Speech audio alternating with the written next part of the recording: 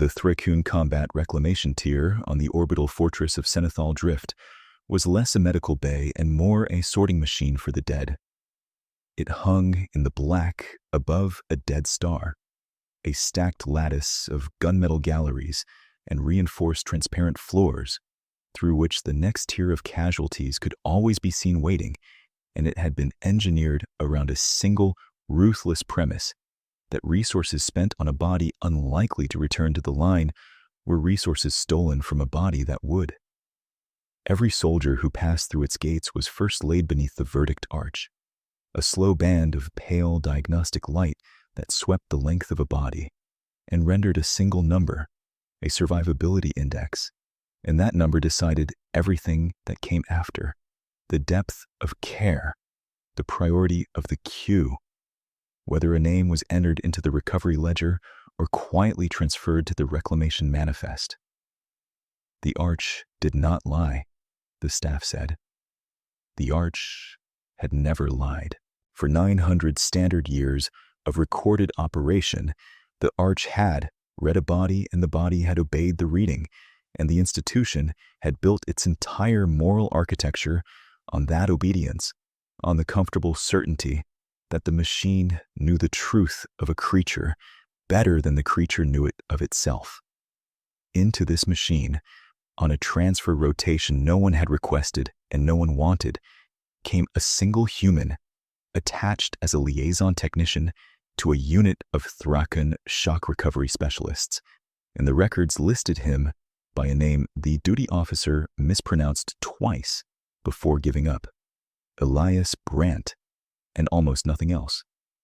He was, the manifest noted with the flat disinterest of a system processing furniture, ordinary. He was not the tallest figure in any room he entered. He did not carry the augmentation scars of a frontline veteran, nor the rank weight of an officer, nor the lean menace of the Thrakun themselves, who stood a head and a half above him and moved through the corridors with the unhurried certainty of apex things. He carried a battered tool case and a thermos, and he walked with the loose, economical gait of a man who had spent a great many years on his feet repairing things other people had broken. The Thrakun who first logged his arrival did not bother to look up from her console. There was nothing in the readout to look up for. Her name was Korai Veth, senior diagnostic medic of the reclamation tier, and she was the gatekeeper between the living and the manifest. She was not large for her kind, but she did not need to be. The Thrakun were a species evolved on a high-pressure world of crushing depths and lightless trenches, and their authority came not from bulk but from stillness, from the unnerving capacity to hold a body motionless for hours while every sensory organ remained fully engaged, and Korai Veth had perfected that stillness into an instrument.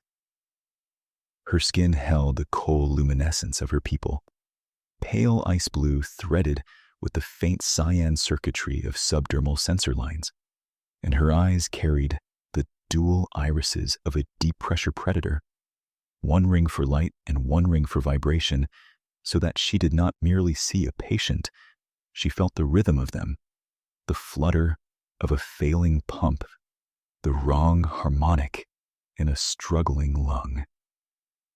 She had read 60,000 bodies beneath the verdict arch. She had consigned 11,000 of them to reclamation without a flicker of doubt, because doubt, in her profession, was a luxury paid for in the lives of the salvageable. She believed in the arch the way other beings believed in gravity. It was not faith. It was observation, repeated until it became law. She did not believe in the human.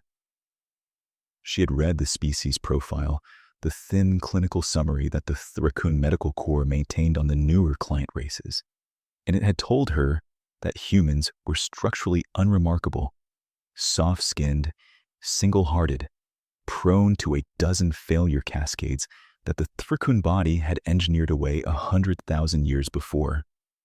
A human was, by her professional assessment, a fragile thing wearing a uniform. She expected to spend the rotation ignoring him, and she expected the institution to do the same. And for the first 11 days, both expectations held. On the 12th day, the human collapsed in the lower gallery, and the machine looked at him, and the machine made a sound it had never made. It happened during a pressure equalization failure on the 3rd tier, a routine malfunction in a fortress full of routine malfunctions, except that this one vented a column of superheated coolant into a corridor where a Thrakoon recovery tech had been pinned beneath a shifted bulkhead. The alarms went out across the tier in the flat tonal language the Thrakoon used for emergencies, and the recovery teams moved. And they moved fast because their kind did not panic, but in the narrow window between the alarm and the arrival of the heavy extraction unit, a single figure had already gone into the corridor, and it was the human, and no one had told him to. He had been 3 galleries away with his tool case when the alarm sounded. By the time the extraction unit reached the corridor, he had already shut the manual coolant gate by hand, had already braced the shifted bulkhead with a maintenance jack he should not have known how to find, and had already pulled the pin tech clear of the venting line, and he had done all of it inside a thermal envelope that the Thrakoon medics calculated afterward should have stopped a human heart within 90 seconds of entry. He had been in the corridor for 4 minutes. When the extraction unit found him, he was sitting against the far wall with his hands shaking, helping the rescued tech regulate her breathing in a low, even voice. And then he had stood up, swayed once, and folded to the deck without a sound. They brought him to the verdict arch because that was procedure, and Koraiveth ran the diagnostic herself because she was the senior medic on shift, and the pale light swept the length of him from crown to boot, and the readout resolved, and she went very still. The survivability index was not a number. It was an error. The arch, which did not produce errors, which had not produced an error in the institutional memory of anyone currently alive aboard Senethal Drift, displayed a result that the Thrakoon diagnostic lexicon had no clean word for, because the system was attempting to report 2 contradictory truths in the same body at the same time. The deep tissue cellular scan registered the unmistakable signature of catastrophic systemic death, the specific cascade of metabolic collapse that the arch was built to detect, and it registered it not once, but in 2 distinct historical layers, 2 separate events written into the architecture of his tissue like sediment. 2 times this body had crossed the threshold the arch existed to measure. 2 times it had, by every metric the machine possessed, died. And underneath both of those readings, stubborn and impossible, the arch reported a 3rd fact, that the body it was scanning was at that moment alive, stable, and recovering on its own. Koraiveth ran the scan a 2nd time. She ran it a 3rd. She recalibrated the arch against a baseline corpse from the reclamation hold, confirmed the instrument was functioning, and ran the human a 4th time. And the arch told her the same impossible thing each time. And on the 4th pass, she did something she had not done in 40 years of practice. She leaned down, close to the unconscious human's chest, and she listened, not with the instrument, but with the vibration ring of her own eyes and the pressure-sensitive membranes along her jaw. And she heard the single human heart beating, slow and tired and entirely real, and she heard, beneath it, the faint structural echoes of old damage, scar tissue laid down in patterns her profession would have called terminal. And she understood that the arch was not malfunctioning at all. The arch was reading the truth. The truth was simply that the truth was not supposed to be possible. She did not enter him into the recovery ledger. She did not enter him into the reclamation manifest. For the first time in the recorded history of the reclamation tier, Koraiveth left a body in an undeclared state, neither living nor dead, in the eyes of the machine. and she sat beside the diagnostic plinth through the entire next shift, watching a man who should have been twice dead breathe and waiting for him to wake up and explain himself. He woke just before the shift change, and the first thing he did was apologize for the trouble. The second thing he did was ask after the tech he had pulled from the corridor, by which point Korai Veth had already concluded that the human was either lying about something fundamental or did not understand the gravity of his own body, and she could not yet tell which possibility unsettled her more.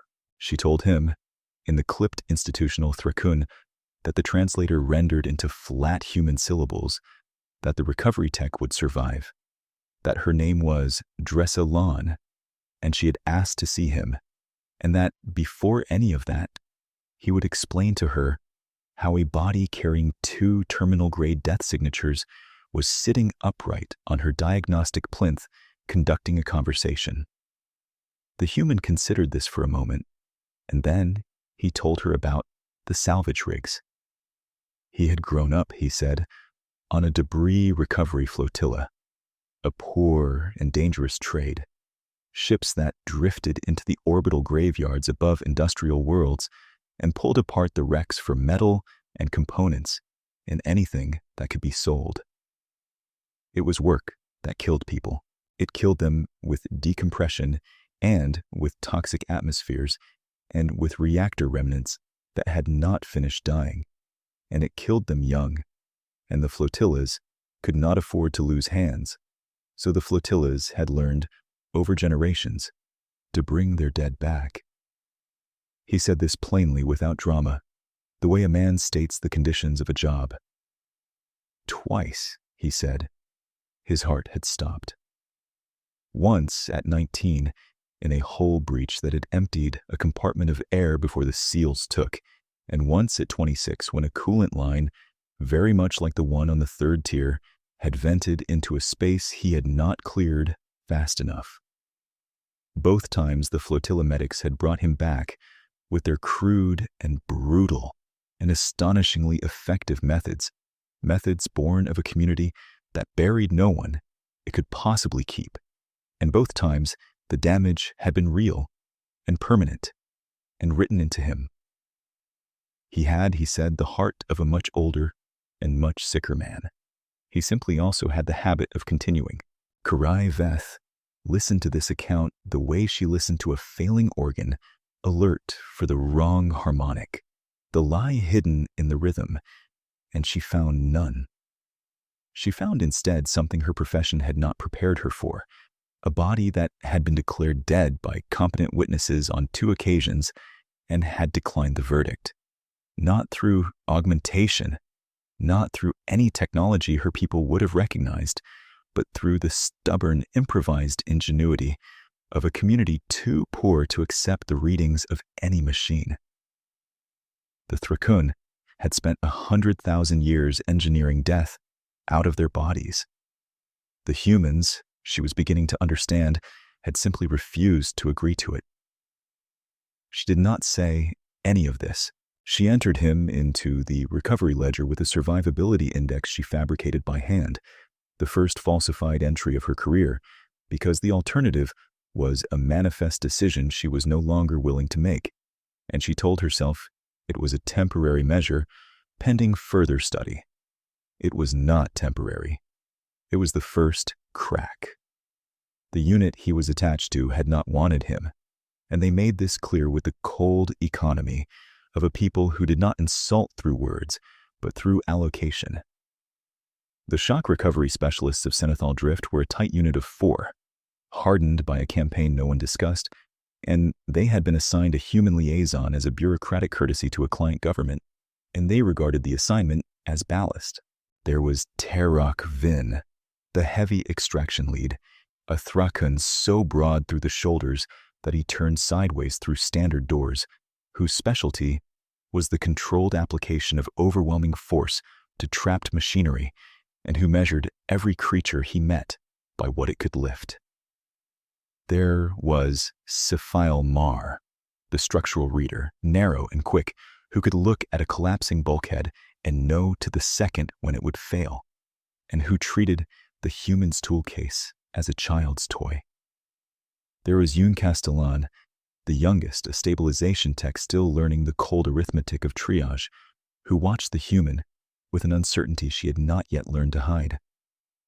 And there was Dressa Lan, the tech he had pulled from the venting corridor, who said almost nothing at all in those early days and watched him longest of any of them. They did not soften because he had saved Dressa Lan. Among the Thrakun, the saving of a life created an obligation. An obligation was not the same as warmth, and the unit's first response to the rescue was not gratitude, but a colder and more careful scrutiny, because a creature that walked into a lethal thermal envelope and walked out again was not a fragile, soft-skinned client to be ignored. It was a variable they had failed to account for, and the Thrakun did not enjoy unaccounted variables. Tarak Vin, in particular, regarded the human's continued existence as a kind of personal affront to the order of things, and he expressed it in the manner of his kind, by assigning the human the maintenance tasks too tedious for a real specialist and waiting for him to fail at them. The human did not fail at them. He did the tedious tasks with the same unhurried competence he did everything, and then he did slightly more than the tedious tasks, and he did the more without being asked and without announcing it. And this was the pattern that began, slowly, to unmake the unit's contempt. A pressure seal in the equipment bay that had been logged as functional but rattled on the half-cycle, a fault 4 certified technicians had signed off as with intolerance, he listened to for the length of 3 cycles, traced to a hairline deformation in the seating ring and replaced before the next shift. And the rattle that had been part of the bay's background hum for as long as Yoon Castellan had served, there was simply gone, and its absence was louder than its presence had ever been, a diagnostic feed that ran a fraction slow, perhaps a tenth of a second behind real time, a delay the Thrakun instruments registered, but the Thrakun technicians had learned to mentally subtract. He traced through 40 meters of conduit to a corroded junction behind a panel no one had opened in years, and he cleaned the contact with a tool he had fashioned from a strip of salvage, and the feed ran true. None of it was dramatic. All of it was the kind of small correctness that a careless observer would never notice, and a careful one could not stop noticing once they had begun. The harness was the first thing that reached past correctness into something else. Sefil Mar, the structural reader, wore a harness threaded with the sensor lines that let her feel the stress signature of a failing bulkhead through her own body, and the harness was old, and one of its load straps had frayed across the bias in a place where the wear was hidden beneath an overlapping buckle, a place no inspection would catch until the strap parted, which it would do, the human had calculated, at roughly the worst possible moment, under maximum load, in the middle of an assessment with Sefil Mar's weight committed to it. He restitched it one evening when the bay was empty, working the cross-stitch pattern the salvage flotillas used on gear their lives depended on, doubling the bias and seating the thread so the repair would outlast the rest of the strap. And then he put the harness back exactly where it had hung and said nothing to anyone. Sefil Mar found it the next morning. She did not need to be told what the old fraying had meant or what the new stitching had prevented, because reading the failure point of a structure was the whole of her profession, and she stood in the equipment bay, holding the harness and reading, in the doubled bias of a stranger's stitch, the precise catastrophe that had been quietly removed from her future. There was nothing in the Thrakun social grammar to say to such a thing, because the Thrakun had no ritual for a debt incurred without request and discharged without acknowledgement, and so she said nothing.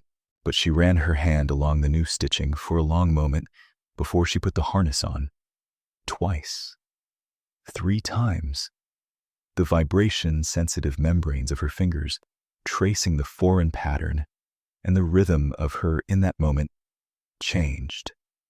The high alert tension of a creature surrounded by unaccounted variables easing by a measurable degree, and Corey Veth, who happened to be passing, registered the change the way she registered a stabilizing pulse in a body she had expected to lose. The thermos was the thing none of them understood. The human carried it everywhere, a battered metal cylinder dented along one side from some old impact he never explained, and he refilled it from a heating element he had built himself out of salvaged parts, a small, disreputable device of exposed coils and scavenged housing that the Fortress engineers would have condemned on sight, and that worked against every regulation flawlessly. It held a dark, bitter liquid he called by a human name the translator left untranslated, and he drank it slowly through the long shifts, and it appeared to the Thrakun to be the single indulgence of an otherwise austere creature, a small private comfort they noted and dismissed. What the Thrakun did not initially understand was that the thermos was never only for him. On the 18th day, during a brutal double shift in the cold lower galleries where the heating ran thin to conserve power and the temperature dropped to the edge of what the Thrakun bodies could comfortably hold, the human had set the thermos down on the workbench beside Yoon Castellan, the youngest, who had been shivering in the way the Thrakun shivered, not the gross trembling of a human in the cold, but a fine, high-frequency tremor that ran along the sensor lines beneath her skin, a thing she was trying with the pride of the young to suppress and could not. He had not said anything, he had not offered it, because to offer it would have made it a transaction, a thing requiring a response, an obligation in the Thrakun grammar of debt. He had simply set the warm metal cylinder down within her reach and turned back to his work and given her the privacy to decide. And after a while, when she believed no one was watching, she had wrapped her cold hands around its warmth, and the warmth had traveled up through the sensor lines and steadied the tremor, and she had held it for a long time, and the human had not once looked over. He never mentioned it.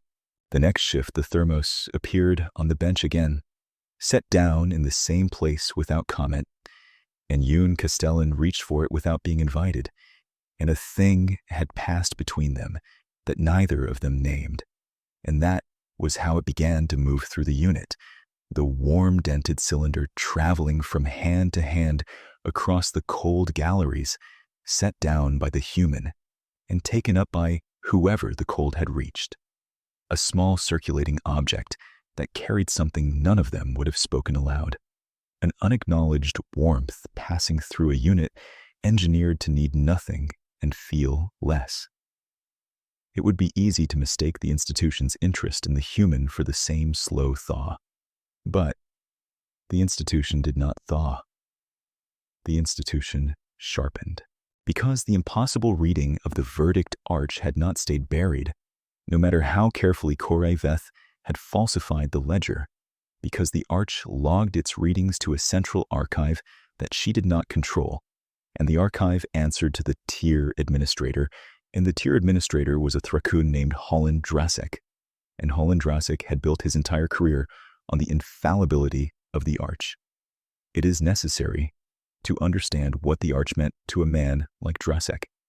The reclamation tier operated on a survivability economy, and the survivability economy was administered through the arch's readings, and Drasek had spent 30 years optimizing that economy, trimming care from the unsalvageable to fund care for the salvageable, and his optimization had produced the most efficient reclamation metrics in the entire Fortress chain, and those metrics were the whole of his standing.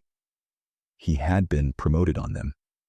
He would be promoted again on them, and the metrics depended absolutely on the premise that the Arch's verdict was final, that a body the Arch declared unsalvageable was unsalvageable in fact, because if the verdict was not final, if a body the Arch had twice declared dead could be standing in a corridor saving lives, then every reclamation decision Drassek had ever signed became something other than efficiency. It became a question. And the careful man had spent 30 years ensuring there were no questions. Korai Veth did not yet know this when she received Drassek's summons. She knew only that the administrator wished to discuss an anomalous diagnostic event, and she assembled her observations with professional care, prepared to argue for the human as a fascinating edge case worthy of study, a refinement to the institution's understanding of client biology, and she walked into Drassek's gallery and laid out the impossible readings, and she watched the administrator listen, and somewhere in the middle of her account, she understood, with the cold clarity of a medic reading a patient who would not survive, that Drassek was not listening to her findings. He was listening to a threat. And the conclusion she reached, watching the stillness settle over him, the particular predatory stillness of a Thrakun calculating an elimination, was that the human was not going to be studied. The human was going to be filed. The mechanism was elegant and entirely deniable, and Drassek deployed it 3 days later.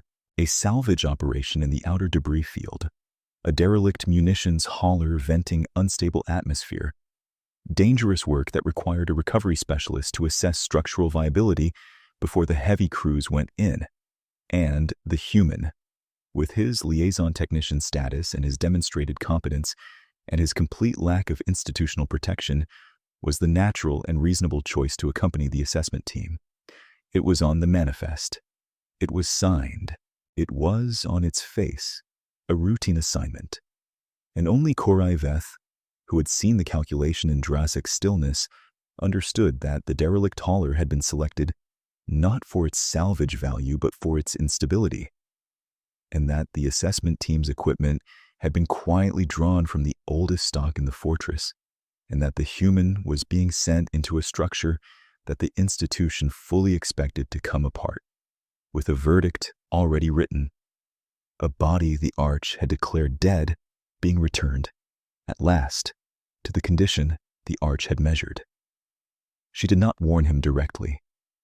She could not, without exposing the falsified ledger and the whole edifice of small concealments she had built, and she told herself, in the cold hours before the operation, that the human was resourceful, that he had survived worse, that the obligation she felt was sentimental and unprofessional. None of it held. In the end, she did the only thing a medic could do. She intercepted the human's equipment requisition before it cleared, and she replaced the oldest of the failing components with sound ones from her own diagnostic stores. And she added, without comment, a thermal regulation unit rated far beyond the assignment's stated parameters. And when the human collected his gear, he looked at the regulator for a moment, and then he looked at her, and neither of them said anything, because by then they had both learned that the most important things passed between them in silence. The derelict hauler was worse than the manifest had admitted. Korai Veth monitored the operation from the tier, listening to the assessment team's reports through the cold tonal feed, and she heard the structure declared marginal, then unstable, then critical, and she heard the assessment lead, a cautious Thrakun named Quell, order the team to withdraw, and she heard the withdrawal begin. And then she heard the thing the operation had been designed to produce, a cascade failure in the hauler's spine, a slow buckling collapse that sealed the withdrawal route and trapped the assessment team in the venting core with their atmosphere reserves bleeding away into the dark. And she heard, over the feed, the human's voice, calm and even, asking Quell a single question about the hauler's original construction class. And she heard Quell answer, and she heard the human say, in the mild tone she had come to recognize as the sound of him solving something, that there was a way out, and that it would not be pleasant. What followed, she reconstructed afterward from the feed and from the accounts of the survivors, because no Thrakun who lived through it ever described it the same way twice. The human had recognized the hauler's construction class because he had pulled apart 100 ships exactly like it on the salvage flotillas, ships of an old industrial pattern that the Thrakun assessment team, trained on modern combat architecture, had no reason to know. He knew that this class of hull had a secondary atmosphere line, a maintenance run buried in the spine that the original builders had installed and the modern schematics had forgotten. And he knew that it could be opened by hand, and he knew that opening it would vent the hauler's last reserve of breathable atmosphere into the trapped compartment, buying the team perhaps 11 minutes. And he knew that reaching the line meant crossing a section of the collapsing core where the temperature was climbing past the point a Thrakun body could endure. He did not explain most of this. He simply moved. He crossed the core. The Thrakun assessment team, pinned in the breathable pocket of the trapped compartment, tracked him the only way they could in the failed lighting, through the vibration of his movement carried in the buckling spine of the hauler. And what they tracked confused them, because a creature crossing a lethal thermal gradient should have moved in the desperate, accelerating rhythm of panic. And the human did not.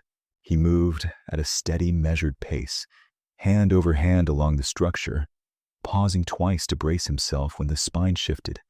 And Quell, the assessment lead, listening to that impossible, unhurried rhythm through the membranes of her jaw, revised in the space of those seconds her entire model of the species, from soft, client liability to something she had no category for, a creature that had decided long ago on some poor dangerous ship in some other dark that there was no profit in hurrying toward a thing that would arrive on its own schedule regardless.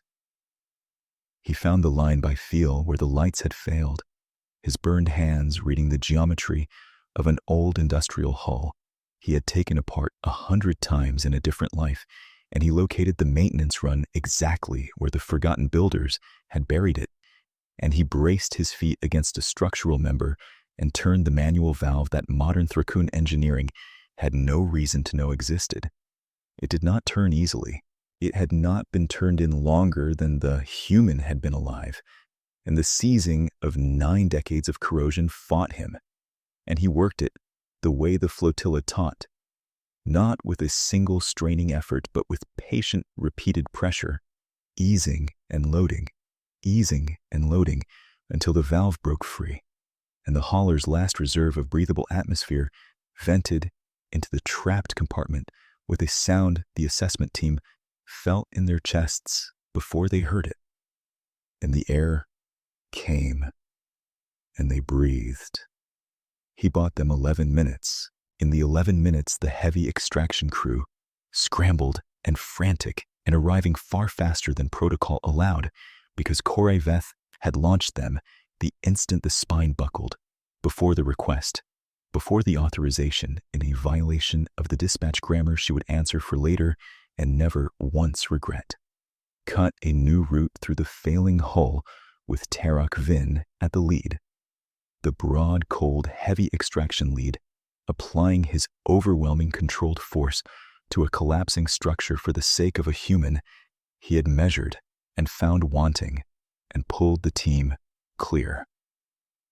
All 5 of them, including the human, who they found at the secondary line, with his hands burned to the ridged char of the deep tissue damage, and his old, twice-dead heart, laboring at the ragged edge of a third event, conscious, barely, the dual ring eyes of the medics reading in him the specific cascade the verdict arch had been built to detect, and who, before he would allow himself to be moved, before he would let a single hand take his weight, asked in a voice gone thin and cracked whether everyone was out, and would not be answered until Tarek Vin himself, crouching over him in the venting dark, confirmed in the flat tonal Thrakun that the count was 5, that all of them were clear, that the human could stop now. Only then did he let go. They brought him to the verdict arch again, because that was procedure, and this time the entire unit came with him. Tarash Vin and Sefil Mar and Yoon Kistelen and Dressalan, and they stood in the diagnostic gallery in a way that was not procedure at all, because the Thrakun did not gather around a client casualty, they processed it, and yet here they were, gathered. And Korai Veth understood as she ran the scan that something in the unit's posture had passed a threshold and would not pass back.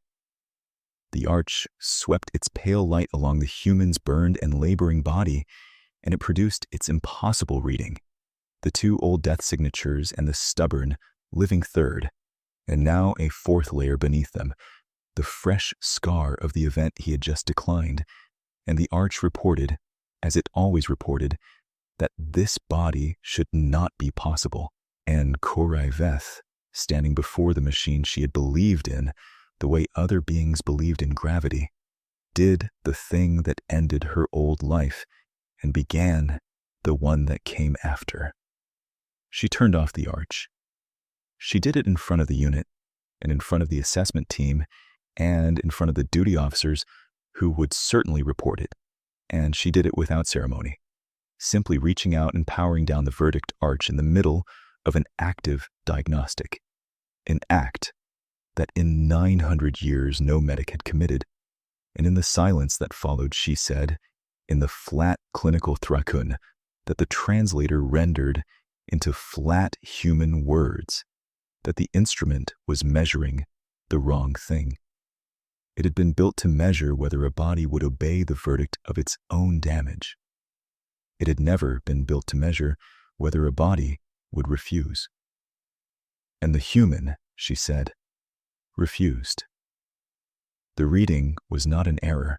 The reading was a creature the machine had no language for, and she was finished pretending otherwise.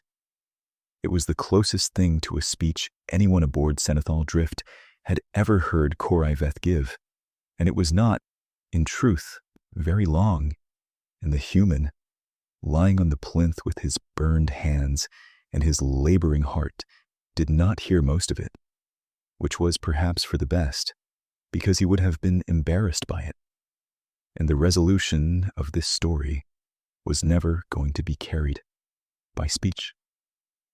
It was carried, in the end, by Holland Drasek's collapse, which happened in a separate gallery and in a separate hour, because the punishment of the corrupt and the acceptance of the anomaly are 2 different beats and do not belong in the same scene. The turning off of the arch in front of witnesses created a record, and the record created a question, and the question, once asked aloud, could not be unasked, because Korai Veth was not the only medic who had ever looked at a reclamation verdict and felt the wrong harmonic. She was only the first to act on it. When the inquiry came, and it came quickly, the falsified ledger she had built around the human was the least of what surfaced. The full audit of Drasek's 30 years of optimization, reopened now that the arch's infallibility was a matter of formal question, found the pattern that efficiency had always concealed. The salvageable bodies quietly consigned to reclamation, when their care would have dragged the metrics, the verdict deployed not as measurement but as instrument. In Holland Drasek, whose entire standing had rested on the premise that the machine knew the truth of a body better than the body knew it of itself, was removed from the reclamation tier on charges the Thrakun legal grammar reserved for the gravest betrayals of duty, and he went without a speech, because the institution that had produced him did not believe in them either. The human recovered slowly, his hands healed in the ridged patterns of old burn scar, and his heart, examined now by a medic who had stopped trusting the verdict of machines, settled back into its tired, stubborn rhythm, and he returned to the unit, and the unit received him in the only language it had. It happened in the equipment bay, on an ordinary shift, with no ceremony, and no witnesses who understood the significance except the ones who lived it. The human came in with his tool case and his thermos, and he set the thermos down on the workbench as he always did, within reach of whoever needed it, and he turned to his work.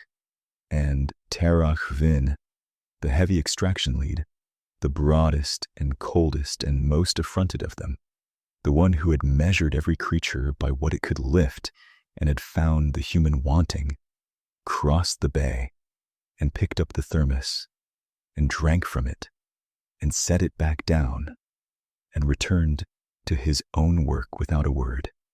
It was the smallest act imaginable.